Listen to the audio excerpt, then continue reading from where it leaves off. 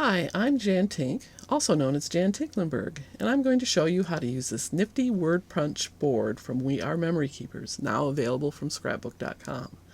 A link to this great product and everything I use to make my project is linked below in my video description. The word punch board comes with all 26 letters in the alphabet and the actual punch board itself. It's really easy to use to make greetings and labels for cards or scrapbook pages.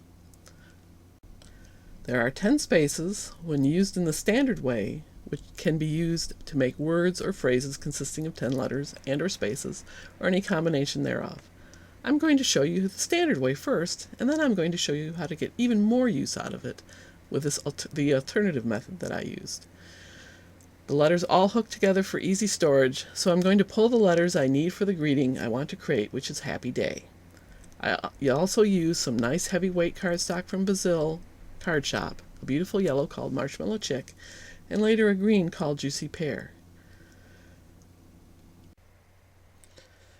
I'm placing my letters for the word Happy Day, which is what I want to do, and I'm using a piece of cardstock that's 5.5 inches wide. And I figured out, and I'm leaving a space for the second P because there's only one P that comes with each kit, only comes with one letter of each letter. So I figure out after I measure that 5.5 inches wide for the cardstock that I'm using for my card, day isn't going to fit on there. So I take D out and I just go ahead and punch HAP space Y, leaving a space for the second P that I have to punch the second time around. And so I've got my HAP space Y. I'm going to take the P out and set it aside, and then I'm going to put it back in the fourth spot so I can create my word happy. I'll put my cardstock back in, and I'll punch again, and I have the word happy. Very cool. And so I'm going to cut this off, or cut this at 5/8 inch wide, and that will put it exactly in the center of the strip that I'm creating for this message. And I do that by figuring out how much I need to move the cardstock, because there's no 5/8 inch mark on this Tim Holtz trimmer. And so I subtract it from the total amount that I have, the total width of the cardstock. All right, now I'm going to go ahead and take out the bottom to remove the letters I've already punched. This is how you can clean it out. You can also just turn it over and they come out, but that's what they've made. So you can do that, and you can use those letters to create other messages if you have a tweezers, because they're really tiny.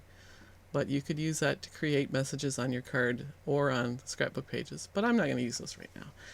I figured out a way of spacing these letters closer so I can get my word Happy Day on my cardstock on my card front. And what I did was I figured out that the standard spacing is 8 slots, because there's a tiny little slot on these things that are numbered in the punch board. And so each slot is a number, and the standard configuration is 8 slots apart for each letter. But I figured out that you could space them 4 spots apart and space them closer. And so what I did was I wrote my numbers on this piece of paper, starting at 1, 5, 9, 13, 17. And then I figured I'd put in 2 spaces between the letters. So the next spot I started at 19, 23, and 27 for day. What I didn't remember was to add the 4 spaces for that last word or letter in the word happy, and add 2 to that, so that there was 6 spaces between where the last word ended and the next one began. It ends up being 2, but you have to add the 4 for the previous letter to get to the correct one. So when I go to put my next letter in, which would be A, it's not going to fit because it's too close. So I have to reconfigure my figuring out. And instead, I'm going to erase my numbers, add 6 instead of 2, so that I start my next word in the right spot.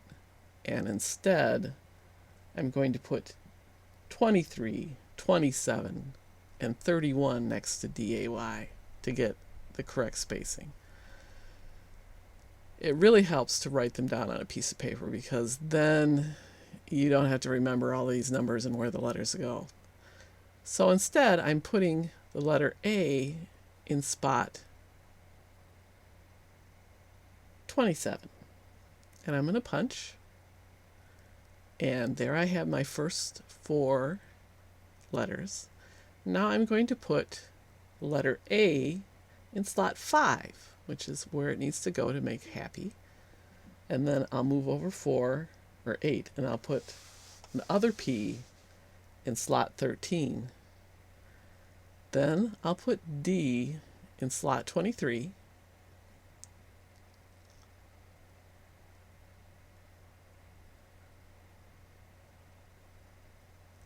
And I'll put Y in slot 31.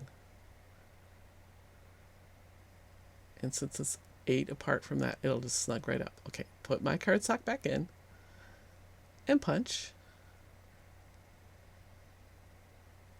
And it says happy day, and it's perfectly spaced.